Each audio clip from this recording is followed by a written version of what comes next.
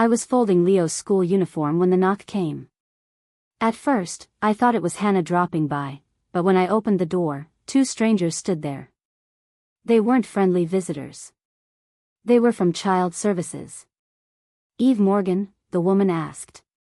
"Yes," I whispered, clutching the shirt in my hands. "We received a report. We need to ask you some questions about your son." My heart dropped. Leo was only 8. What could anyone have reported about him, or me? They sat at my kitchen table, pulling out papers.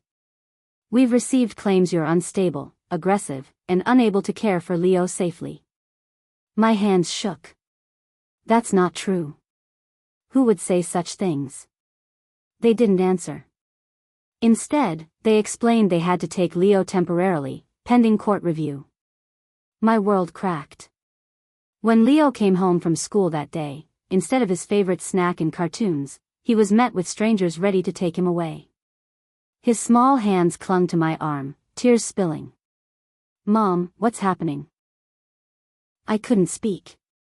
All I knew was someone had planned this. Someone close. And I had to find out who. Would you like me to continue straight into Chapter 2, 200 words, or pause and give you a preview of how the next chapters will unfold? The next morning, I sat outside the courthouse waiting for my emergency hearing. My stomach twisted like knots.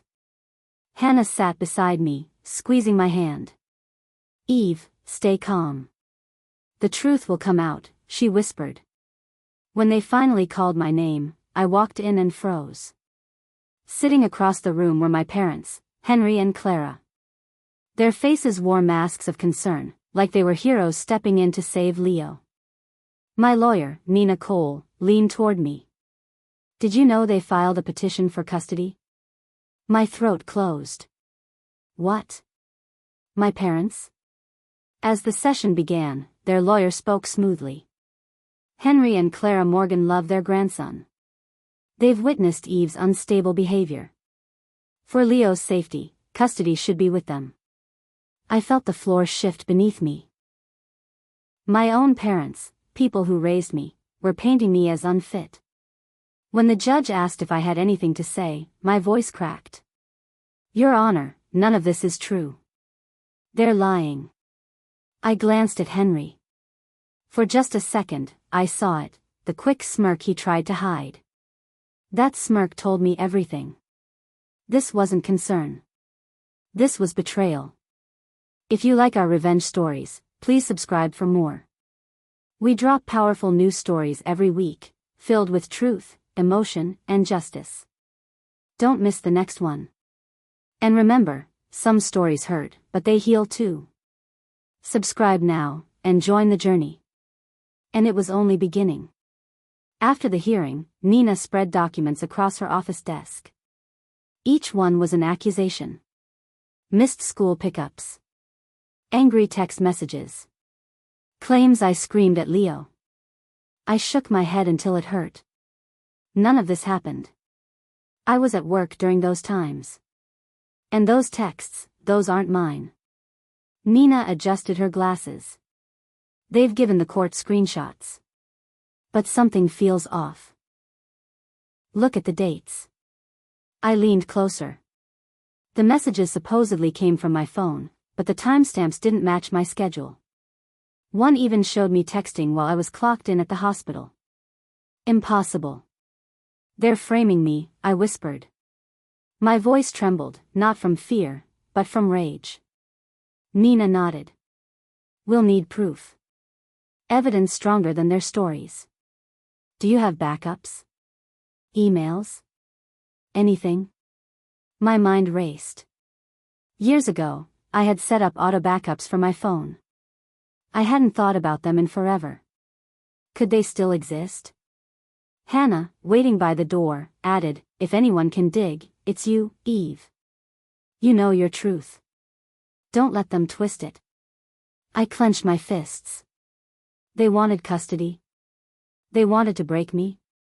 Then I'd show them just how dangerous their lies could become. That night, I spread the accusations across my kitchen table. Every claim felt like a dagger. They said I shouted at Leo during his school recital. Yet, I had been at work on a double shift. They claimed I missed 3 pickups, but I had neighbor Mrs. Allen sign my log when she helped. The more I compared, the more I saw it. My parents had created a pattern. They filed complaints only on days when I couldn't defend myself. Hannah sat with me, scribbling notes. "They're smart, Eve. They're building a timeline to make you look unstable." My chest tightened. They raised me. How could they do this to me? Hannah's eyes softened. Because they want control. Maybe over Leo, maybe over you. But we'll fight back. I opened my old laptop, searching through forgotten folders. If those backups still existed, they might save me. After hours of digging, I froze. A folder labeled message exports. My hands shook as I clicked it open. Dozens of files appeared, untouched for years. Maybe, just maybe, the truth was waiting inside. For the first time since Leo was taken, I felt a spark of hope. The courthouse was crowded, the air heavy with whispers and polished shoes clicking across the floor. I sat at the plaintiff's table with Nina, clutching a photo of Leo in my palm. Across from me, my parents looked polished and calm, like saints here to rescue their grandson. When the judge entered, silence filled the room. My heart thudded so loud I thought everyone could hear it. My parents' lawyer began with confidence. "Henry and Clara Morgan have witnessed their daughter's instability firsthand. They only want what's best for Leo." Lies flowed smoothly, poisoning the air. Then they presented screenshots of my angry texts. I felt my throat burn. They looked real, until Nina leaned closer and whispered, "We'll dismantle this later. Stay calm." When it was my turn, I stood, voice trembling. "Your Honor, I am a good mother. These claims are false. I have work records and witnesses. Please, just let me prove it." The judge frowned, tapping his pen. "We will set a trial date. Until then, custody remains with Henry and Clara. Supervised visitation only." The words cut deeper than any knife. As my parents smiled softly, pretending to care, I swore to myself, this wasn't over. The following week, Nina and I sat in her office, combing through every accusation. The deeper we looked, the more obvious it became. "Notice anything?" Nina asked, sliding the papers toward me. I traced the dates with my finger. Each accusation, every so-called meltdown, lined up perfectly with my hospital shifts. The times they claimed I was screaming at Leo were the same hours I was logged in, treating patients. "They're trapping me with timing," I whispered. Nina nodded. "They're counting on you being too busy to defend yourself. But if we can cross-check these with your time sheets, we can prove their lies." My hands trembled as I pulled out my work schedule, along with attendance slips from Leo's school. Piece by piece, the puzzle fit together. The accusations weren't random. They were strategic. Hannah, leaning in from the corner, shook her head. "Your parents planned this like a campaign. They wanted to make you look unstable without ever being near you." My chest tightened, but my anger grew stronger. If they thought they could erase me with lies, they didn't know me at all. I was about to fight back, with the truth. A week later, Nina called me into her office with a grim look. "They've submitted something new," she said, sliding a document across the desk. My stomach twisted as I picked it up. It was a screenshot, supposedly from my phone, where I threatened to make Leo pay if he didn't behave. I gasped. I would never say that. My hands shook as I stared at the image. The text bubble looked like mine, but something felt off. Nina leaned closer. "Look at the edges. The font spacing. This isn't clean. Someone cropped and pasted." My parents had gone too far. They weren't just twisting stories anymore. They were forging evidence. "We'll need a forensic expert," Nina explained. "Metadata never lies. If this was edited, we'll prove it." Anger flared in my chest. My parents were trying to make me look like a monster to my own son. Hannah placed a hand on my shoulder. Then let's show them you're stronger than their lies. I clenched my fists. They thought a fake screenshot would ruin me. But all it did was light a fire I couldn't put out. That night, I sat at my kitchen table, scrolling through my phone. Every text, every email, every photo, I checked them all. But the threatening message my parents showed the court wasn't there. Hannah poured me tea. If it's fake, there has to be a trail. I rubbed my temples. But where do I even start? Then I remembered something. Years ago, when I bought my first smartphone, I set up an auto-forward system that sent my texts to an old email account. I had forgotten about it completely. Could those old backups still exist? I grabbed my laptop and typed in the dusty login. My hands trembled as the inbox loaded. Hundreds of unread emails filled the screen. Each one had attachments labeled message export. My chest tightened. If those exports were untouched, they could show the real conversations, unedited. Hannah leaned over my shoulder, eyes wide. Eve, this might be it. The proof. I swallowed hard. For the first time, I felt like the universe had handed me a breadcrumb trail. Now all I had to do was follow it. I clicked the first file, praying the truth was still waiting inside. The email opened slowly, like it carried the weight of my future. Inside the first file were hundreds of my old texts, neatly exported week by week. Every laugh with Hannah. Every bedtime message to Leo. Nothing was missing. Then I searched for the date of the so-called threatening text. My heart pounded as I scrolled. And there it was, the real conversation. Instead of threatening Leo, the actual message read. Tell Leo I'm proud of him.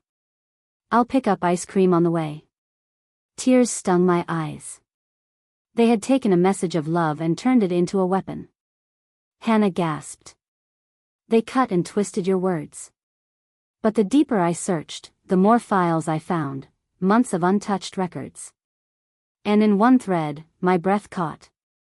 It wasn't from me. It was from my father to my sister. His words chilled me. Send the edited clip Tuesday. Mom will handle the report. The judge will believe it. I froze. My hands trembled over the keyboard. This was it, their plan, written out in black and white. The evidence I needed wasn't just proof of my innocence. It was proof of their conspiracy. I sat frozen, staring at the email. My father's words glared at me from the screen. Send the edited clip Tuesday. Mom will handle the report. The judge will believe it. My chest tightened. It was no longer suspicion. It was proof. My own parents had conspired to destroy me, using lies to rip Leo away. Hannah's hand flew to her mouth. Eve, this ruins them. I copied the file, saving it to 3 different drives. My hand still shook, but this time it wasn't from fear. It was power. When I showed Nina the next morning, her eyes widened. This isn't just defense, Eve. This is a weapon. It proves they coordinated false evidence. Judges don't tolerate perjury. I swallowed hard, fighting the tears. Do you think it's enough? Nina's voice turned sharp. It's more than enough. With this, we don't just win custody, we expose them for what they are. For the first time since this nightmare began, I could breathe. My parents thought they were clever, but they had left a trail. And that single message, their prideful mistake, would be the one that destroyed everything they built. Nina leaned across her desk, her voice steady.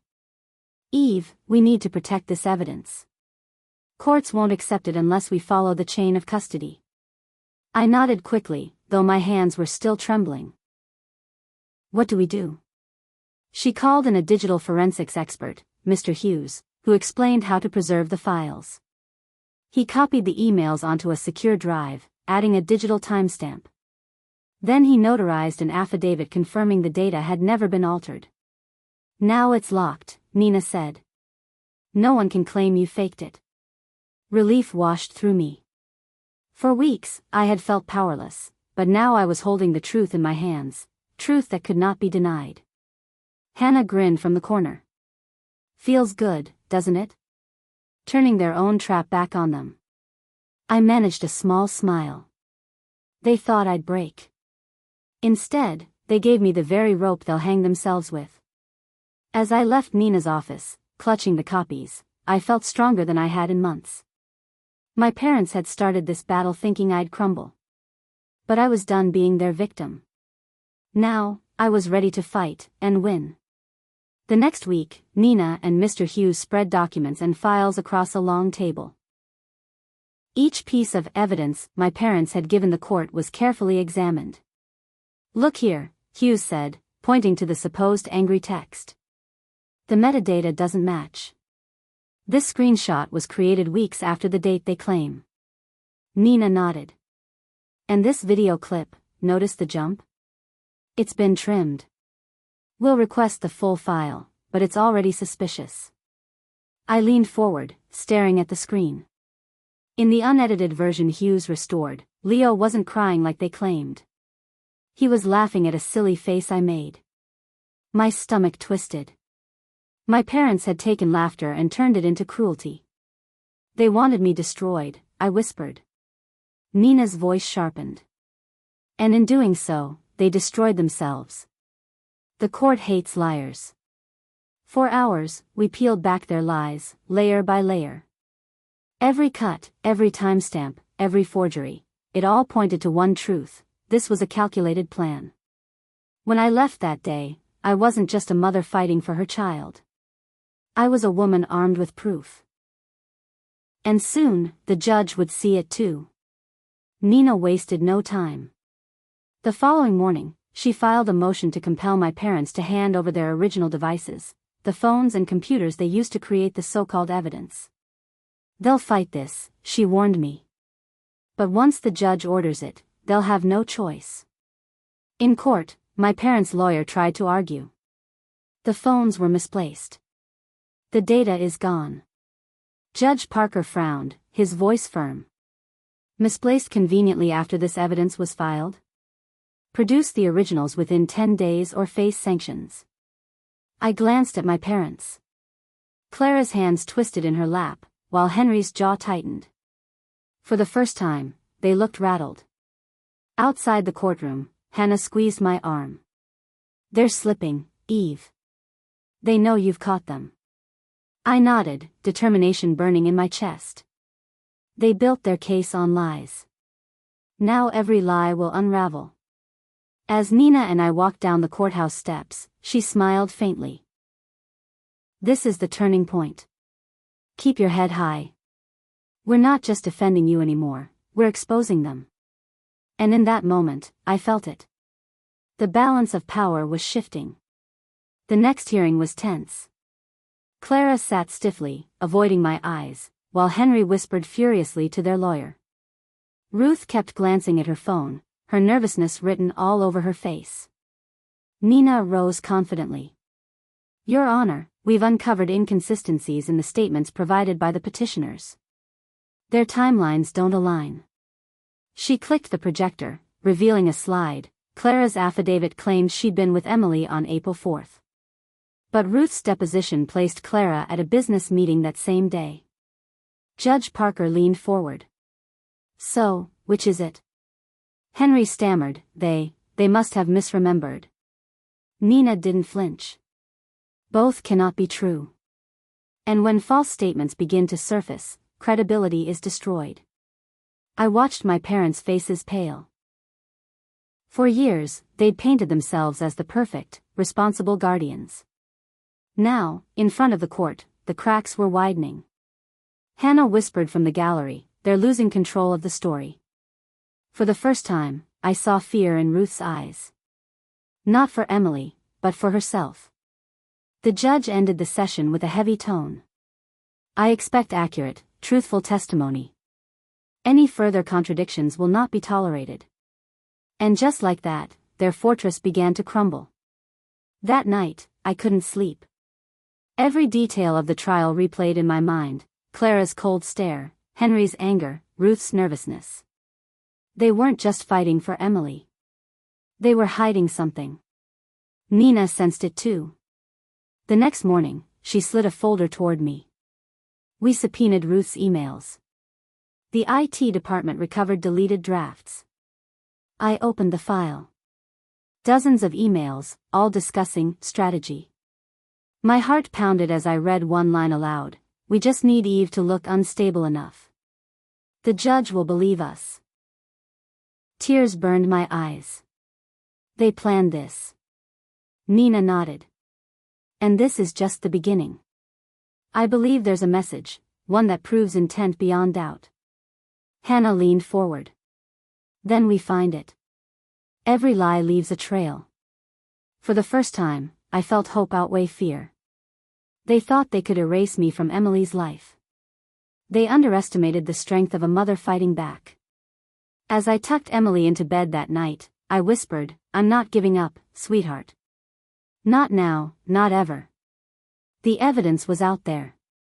And soon, it would destroy them. 2 days later, Nina called me into her office.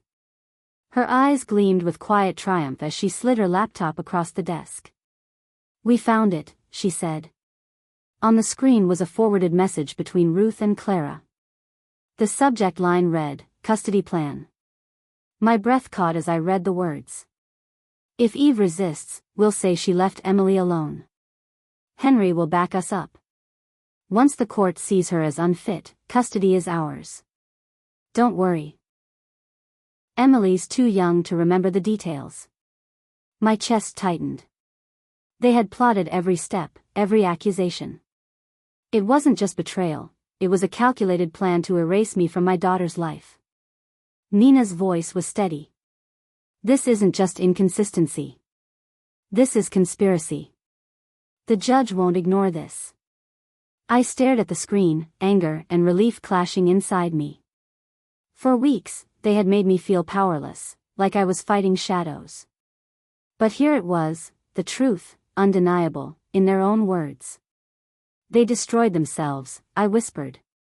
Nina closed the laptop. "Now we show the court." For the first time, I felt victory was within reach. The war wasn't over, but the tide had turned. The courtroom buzzed with tension as Judge Parker entered. My parents sat with stiff confidence, Clara whispering instructions like she still controlled the narrative. Henry smirked, as if he'd already won. Nina stood. "Your Honor, new evidence has surfaced." An email chain between the petitioners. Gasps echoed as the projector displayed the message. The words burned across the screen. "If Eve resists, we'll say she left Emily alone. Henry will back us up.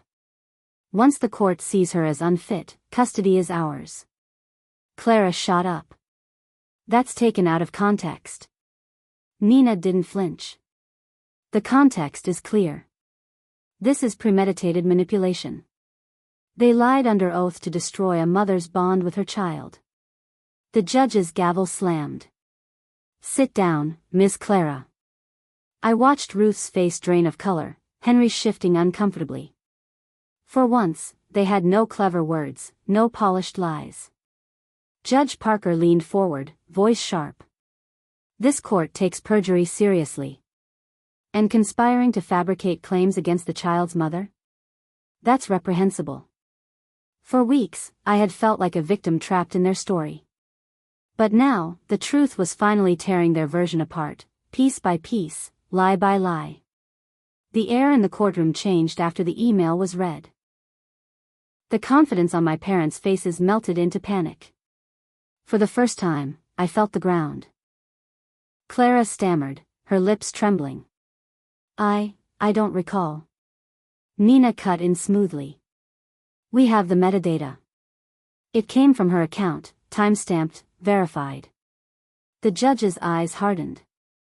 "Then the court recognizes this as willful deceit." I exhaled, a weight lifting from my chest. Hannah, seated behind me, whispered, "They're done, Eve." Henry leaned toward Ruth, whispering urgently, but Ruth only shook her head, defeated. The silence between them was louder than any argument. Judge Parker's tone was final. Custody decisions are based on the child's welfare. Deliberately fabricating accusations against the child's mother endangers Emily more than anything. Tears pricked my eyes. For the first time, someone in authority finally saw through their lies. The balance of power had shifted. And it was only the beginning. The courtroom grew tense as my parents scrambled to salvage their case. Clara leaned forward, her voice sharp. Your Honor, that email was just frustration. It wasn't meant seriously. Nina folded her arms. Frustration doesn't create a detailed plan involving false testimony. Henry slammed his hand on the table. We only wanted what was best for Emily. Eve is unstable, you can't trust her. The judge's gavel came down hard. Enough. This court will not tolerate lies or emotional outbursts to distract from the evidence. Ruth finally spoke, her voice shaky. We didn't mean harm. We just thought Emily would be safer with us. Nina's reply was razor sharp. Then why fabricate stories? Why encourage Henry to lie under oath?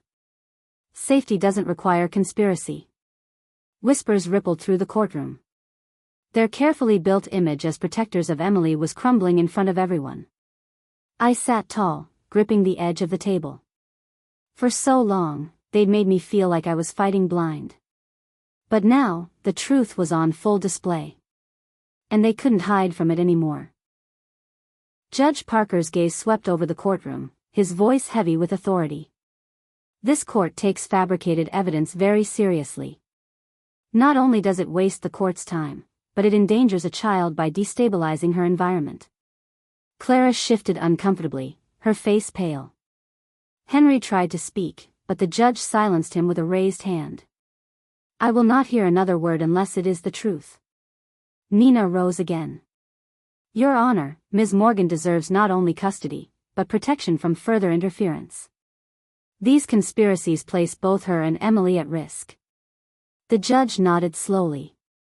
I am considering sanctions against the petitioners for perjury and manipulation. Custody must reflect stability, honesty, and the child's best interests. The gallery buzzed. Reporters scribbled notes, their pens racing across paper. My parents' public image, the one they had guarded so carefully, was collapsing in real time. I glanced at Hannah, who gave me a steady nod. My chest felt lighter, but I didn't smile yet. I knew they would try one last desperate move. But now, the tide was with me. For once, justice didn't feel distant. It felt close enough to touch. The next session began with a storm of desperation. Clara's lawyer stood abruptly. Your Honor, we request the court to disregard the email. It was obtained unfairly, an invasion of privacy. Gasps spread through the gallery. Nina rose calmly. The emails were subpoenaed legally, with the court's authorization. Nothing about this evidence is inadmissible. Clara gripped the edge of the table, her voice rising. She's manipulating you all. Eve has always been reckless. Emily needs stability, and we can provide it. Judge Parker's eyes narrowed. Ms. Clara, I remind you, your credibility is already in question. Careful with your words. Henry leaned forward, nearly shouting, Eve can't raise Emily alone. She'll fail, just like she failed us as a daughter. The room fell silent. His words hung heavy, cruel and bitter. For the first time, even the reporters paused mid-sentence, stunned. Nina's voice cut through the silence. And there it is, the truth. This was never about Emily's well-being. This was about control. The judge's gavel cracked against the desk. Order. I sat still, my heart pounding, realizing they had just exposed their real motive for everyone to see. Their gamble had backfired spectacularly. Judge Parker's expression was stern as silence settled over the courtroom. Mr. Henry, this case is about Emily, not your grievances with your daughter. Your statement reveals bias that undermines your entire petition. Henry froze, his confidence gone. Ruth shifted nervously, trying to avoid the judge's gaze. Nina stood tall. Your Honor, the petitioners have demonstrated not only dishonesty, but malicious intent. They've wasted this court's time and attempted to sever a child's bond with her mother out of spite. The judge nodded. The evidence, the contradictions, and the petitioner's own words all speak for themselves. Clara slammed her fist against the table. You can't do this. We're Emily's family, she belongs with us. The judge's gavel struck sharply. Enough. Family does not mean ownership. Custody will never be awarded to individuals who conspire, manipulate, and endanger a child's stability. I felt tears sting my eyes. For the first time, the court wasn't just defending me, it was defending Emily. Whispers filled the gallery. Reporters scribbled furiously. My parents' reputations, their lies, their masks, they were all crumbling before everyone's eyes. And I sat there, stronger than ever, waiting for the final blow. The courtroom hushed as Judge Parker leaned forward, his tone measured but firm. This court's responsibility is Emily's best interest. After reviewing the evidence, I see no justification to remove her from her mother's care. My breath caught. He continued, the petitioner's actions. Conspiring to fabricate claims, pressuring others to lie, show reckless disregard for Emily's stability. Such behavior cannot be rewarded with custody. Clara gasped, shaking her head. No, this isn't fair. The gavel struck. Silence. Custody remains with Ms. Eve Morgan. Furthermore, I will be considering sanctions and restrictions against the petitioners for perjury and attempted manipulation of this court. Relief crashed over me like a wave. I felt Hannah's hand squeeze my shoulder from behind, grounding me in the moment. Across the room, my parents looked shattered. Their lawyers sat motionless, defeated. The gallery buzzed, reporters capturing every second of their downfall. For weeks, I had been painted as unstable, unfit, unworthy. But today, the truth had spoken louder than their lies. And for the first time, Emily's future felt safe.